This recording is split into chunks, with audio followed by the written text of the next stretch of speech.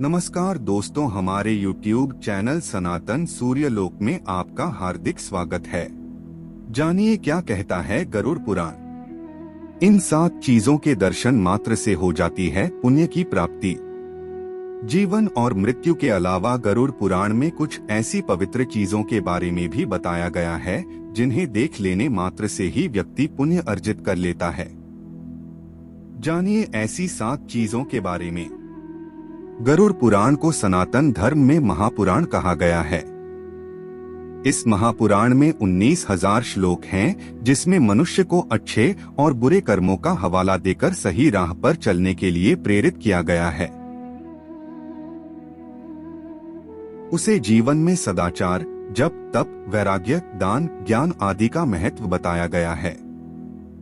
साथ ही कर्म के मुताबिक कर्मफल मिलने की बात कही गई है और मृत्यु के बाद भी कर्म के आधार पर ही आत्मा को शरीर मिलने का जिक्र है।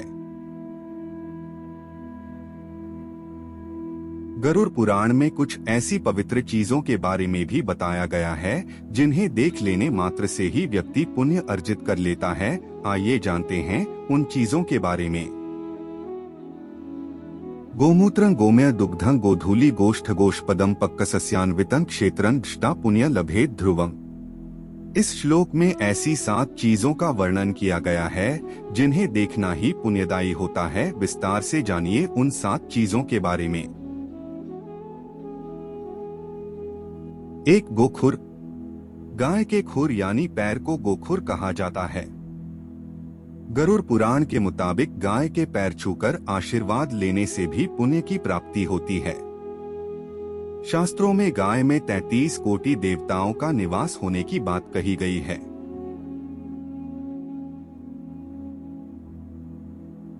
2. गोबर। गोबर का प्रयोग घर को लीपने के लिए सदियों से किया जा रहा है। यहाँ तक कि पूजा के दौरान गोवर्धन, गौरी और गणेश आदि भगवान की प्रतिमा भी गोबर से ही बनाने का चलन रहा है।